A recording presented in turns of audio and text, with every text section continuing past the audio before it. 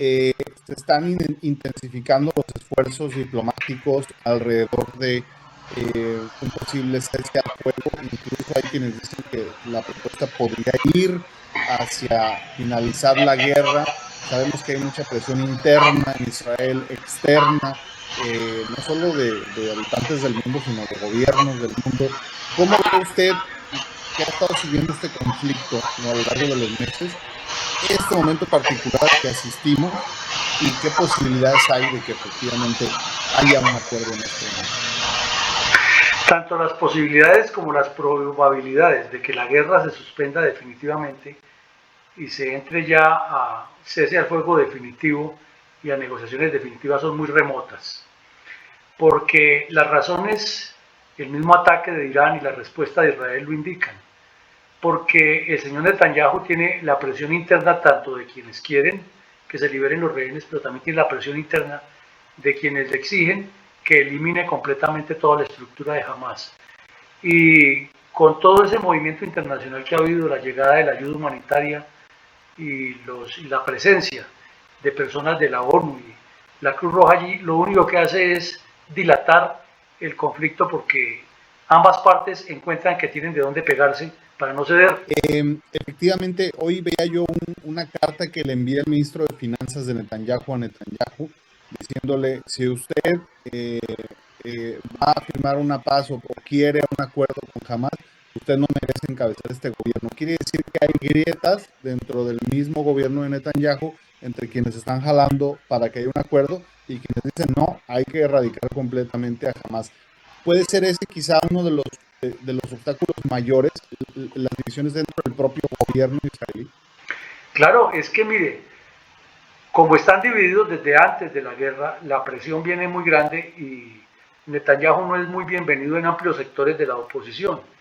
Entonces, cuando estos ministros, que no es el primero, porque hay otros que le han manifestado, también otros funcionarios que han manifestado posiciones al respecto, lo dicen, es porque hay una intención de que el señor Netanyahu salga del poder y es a lo que apuntan las marchas y obviamente la ultraderecha, los ultraortodoxos y los del partido de Netanyahu quieren mantener la caña y tratan de llevarle la corriente a todos, pero el desenlace vendrá y lo preocupante es si favorece a Israel el desenlace o termina de complicar las cosas. Usted que conoce de negociaciones, ¿no? En este momento le conviene, quizá a quien le conviene más que haya un cese al fuego es al propio Hamas, ¿no?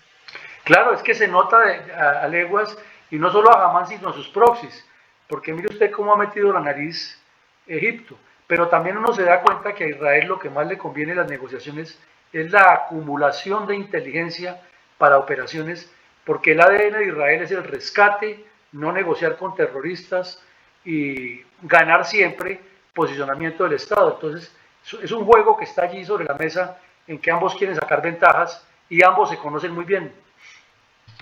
Último, con Estados Unidos también sumando la presión sobre Israel, está el tema del posible ataque a Rafa o Rafah. Hoy Estados Unidos dijo que Israel está dispuesto a no llevar a cabo un ataque sin antes escuchar las preocupaciones concretas de Washington. Pero todo parece que ese ataque a Rafa es inminente. ¿Cuáles podrían ser sus implicaciones y qué tanto podría detonar esto, ¿no? Que la guerra continúe?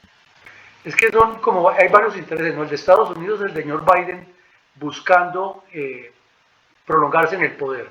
Y el de Israel es Netanyahu por su cuenta que no quiere irse y no ceder en la tradición de lo que decíamos del ADN de negociar allí. Entonces la probabilidad de que entre a Gaza con liberación de secuestrados o no es altísima. Además que ya lo digo, recordemos que la semana anterior Netanyahu dijo que hubiera o no hubiera acuerdo ni liberación de rehenes, la entrada a Rafa era algo que no se podía sacar de la lista de prioridades. ¿Qué sería lo más peligroso o cuáles podrían ser las consecuencias directas de una incursión como esta, en el entendido de que gran parte de los desplazados palestinos están justamente en esa zona? No, pues los dejarían salir hacia el norte con algunas condiciones, que es lo que uno supone, pero a mí me parece que el problema más grave es que Egipto no quiere que se descubra o que se ponga en conocimiento lo que ya la inteligencia israelí sabe, la gran cantidad de túneles, los contactos que hay en la zona de Rafa, en el Sinaí, y el comprometimiento de muchos funcionarios oficiales. Entonces, de ser mediador, Egipto pasaría a ser acusado, y recordemos que hay un acuerdo de paz con la fuerza multinacional, que es el que evita que estos dos países tengan guerra. Entonces, el tema es allí lo complejo que se pueda descubrir con los túneles que siguen existiendo entre Rafa de Palestina o Rafa de la Franja de Gaza y la Rafa que hay en la parte de la península del Sinaí. Por último, entonces, para cerrar y reiterando, ¿usted no ve realmente que esta semana, pese a todo el empuje internacional, eh, vaya a haber una luz, ¿no? Que se vislumbre respecto a un acuerdo?